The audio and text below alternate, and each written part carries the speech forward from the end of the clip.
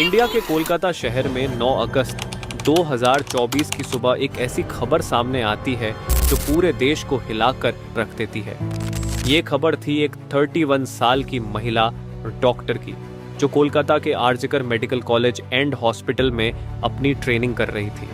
Hospital जैसे सुरक्षित माने जाने वाले जगह पर इस महिला डॉक्टर का मर्डर एंड रेप होना काफी चौंकाने वाला था।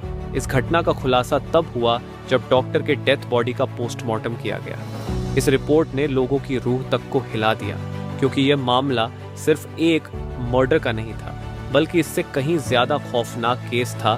पोस्टमार्टम रिपोर्ट में खुलासा हुआ कि उस डॉक्टर की हत्या गला घोंटकर की गई थी, इतनी ताकत से कि उनका थायराइड कार्टिलेज तक टूट गया था। इस हत्या के पहले डॉक्टर ने अपनी जान बचाने के लिए कोशिश किया था। इसका सबूत उनके शरीर पर मिले कई निशानों से मिला। सबसे डरावना सच तब सामने आया जब डॉक्टर के प्राइवेट पार्ट्स पर घावों के निशान पाए गए।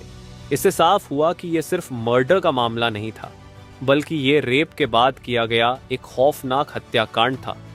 हॉस्पिटल के परिसर में इतनी बड़ी घटना हो जाती है और किसी को कान खबर तक नहीं होती। क्या उस रात कुछ ऐसा हुआ था जिसे जानकर आप गुस्से से बौखला जाओगे?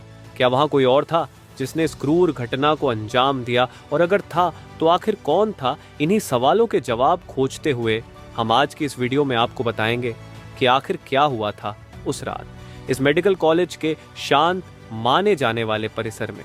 जब आपको सच का सामना होगा तो यकीन मानिए आपके भी रोंगटे खड़े हो जाएंगे। Guys, before starting this video let me tell you कि मैं यहाँ पर उन फीमेल डॉक्टर को श्रुति नाम से रेफर करने वाला हूँ, एंड ये उनका रियल नेम नहीं है। सो कंफ्यूज मत होना। श्रुति एक जूनियर डॉक्टर जो कि कोलकाता के RG Kar medical college and hospital से अपनी डॉक्टर की ट्रेनिंग ले रही थी 8 अगस्त 2024 को।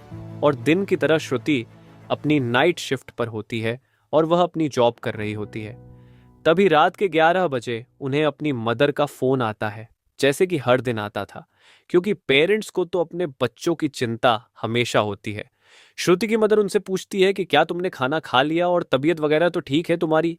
जिसके रिप्लाई में श्रुति बोलती है कि उनकी तबीयत एकदम ठीक है और वो बस अभी कुछ पेशेंट्स को देखने जा रही है, जिसके बाद वो अपने कलीग्स के साथ बैठकर खाना खाएंगे।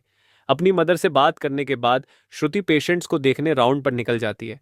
सारे पेशेंट्स को देखने में और अपना काम खत्म करने में श्रुति को रात के 2 बज जाते हैं, जिसके बाद वो अपने कलीग्स के साथ जाकर हॉस्पिटल कैंटीन में ही बैठ जाती है, जहां मिलकर ये लोग अपना खाना भी खाते हैं और साथ साथ थोड़ी बातें भी करते हैं। खाना खाते खाते और बात करते हुए रात के 3 बज जाते हैं और इस वक्त श्रुति थोड़ी थकान सी फील कर रही होती है, तो वो अपनी थकान दूर करने के लिए इस हॉस्पिटल के 4th फ्लोर में बने सेमिनार हॉल में जाकर रेस्ट करने लगती है। श्रुति के रेस्ट करते करते सुबह के 7:30 बज जाते हैं, पर वो तब भी इस सेमिनार हॉल से बाहर नहीं आती, जो कि काफ़ी ज़्यादा अनयूजुअल था, क्योंकि श्रुति कभी भी आधे 1 घंटे से ज़्यादा का ब्रेक नहीं लेती थी। हॉस्पिटल का एक वर्कर जो कि सुबह की शिफ्ट स्टार्ट होने से पहले हॉस्पिटल के सारे रूम्स को चेक कर रहा होता है, और वो ऐसे ही सारे रूम्स को चेक करते हुए इस सेमिनार हॉल की तरफ आता है। जैसे ही वो सेमिनार हॉल के बाहर आकर उसका गेट खोलता है, उसकी आंखों के सामने होता है एक भयानक नज़ारा, जिसे देखकर वो बहुत जोर से चीख पड़ता है। इस वर्कर की चीख सुनकर आसपास के लोग वहां इकट्ठा होने लगते हैं और देखते हैं कि सेमिनार हॉल के अंदर श्रुति की बॉडी बिना कपड़ों के पड़ी हुई है और उसके बॉडी पर कुछ ब्लड के निशान भी हैं। यहाँ खड़े सब लोगों के लिए ये एक ट्रामा से कम नहीं था, स्पेशली दूसरी फीमेल डॉक्टर्स एंड वर्कर्स के लिए, क्योंकि उन्होंने अपनी आंखों के सामने ऐसा नज़ारा पहली बार देखा था। वो भी हॉस्पिटल प्रेमिसेस के अंदर श्रुति की बॉडी को देखकर आसपास खड़े सारे लोग उसे एक स्ट्रेचर पर लेटते हैं और इमरजेंसी रूम में लेकर जाते हैं ताकि डॉक्टर्स उसकी कुछ हेल्प कर सकें। काफ़ी देर तक डॉक्टर्स के स्ट्रगल करने के बाद भी एट द एंड श्रुति कुछ घंटों के बाद अपना दम तोड़ देती है। हॉस्पिटल में कुछ लोग थे जो कि इस मर्डर एंड रेप केस को एक नॉर्मल केस जैसा दिखाने की कोशिश कर रहे थे, जस्ट बिकॉज कि वो इस हॉस्पिटल का नाम बचा सके। बट जब पोस्टमार्टम रिपोर्ट्स आती हैं तो सब दूध का दूध और पानी का पानी हो जाता है। इन रिपोर्ट से साफ साफ पता चल जाता है कि श्रुति के साथ किसी ने जबरदस्ती गलत हरकत करने की कोशिश करी, और जब वो इस इंसान से अपने आप को बचाने लगी तो उसने उसका गला घूंट दिया। इवन उसे बहुत बुरी तरीके से मारा भी, और फिर उसका रेप भी किया। ये सारे प्रूफ मिलने के बाद ये केस पुलिस को हैंड ओवर कर दिया जाता है। एंड पुलिस वाले इस क्रिमिनल को पकड़ने के लिए लग जाते हैं। सबसे पहले पुलिस उस क्राइम सीन पर ही छानबीन करती है जहां ये सब हुआ था। किस्मत से पुलिस वालों को वहां पर श्रुति के कुछ नेल्स एंड ब्लड सैंपल्स मिलते हैं और साथ ही एक ब्लूटूथ नेक बैंड। ये केस शायद और भी जल्दी सॉल्व हो जाता अगर उस फ्लोर पर सीसीटीवी कैमरा होते तो, बट बदकिस्मती से इस सेमिनार रूम के अंदर या इसके आसपास कोई सीसीटीवी कैमरा नहीं थे। लेकिन जिस रास्ते से इस फ्लोर पर एंटर करा जाता था वहां पर कुछ सीसीटीवी कैमरा थे। पुलिस वाले इन सीसीटीवी कैमरा में सुबह के 3 बजे से 8 बजे के बीच की रिकॉर्डिंग चेक करते हैं कि इतने टाइम के बीच कितने लोग इस फ्लोर पर आए और गए थे। इन सीसीटीवी फुटेजेस को चेक करने के बाद ये पता चलता है कि टोटल 6 लोग इस फ्लोर पर आए और गए थे। ये पता लगने के बाद पुलिस वाले एक एक करके इन 6 लोगों को पूछताछ के लिए बुलाते हैं कि वो लोग वहां पर उस टाइम क्या कर रहे थे। और इन लोगों को इस बीच यहाँ कुछ भी अजीब दिखा कि नहीं, इन लोगों से पूछताछ के दौरान पुलिस वाले उनके फ़ोन का ब्लूटूथ भी ऑन करके चेक करते हैं कि जो ब्लूटूथ हेडसेट उन्हें मिला था वो इनमें से किसका था।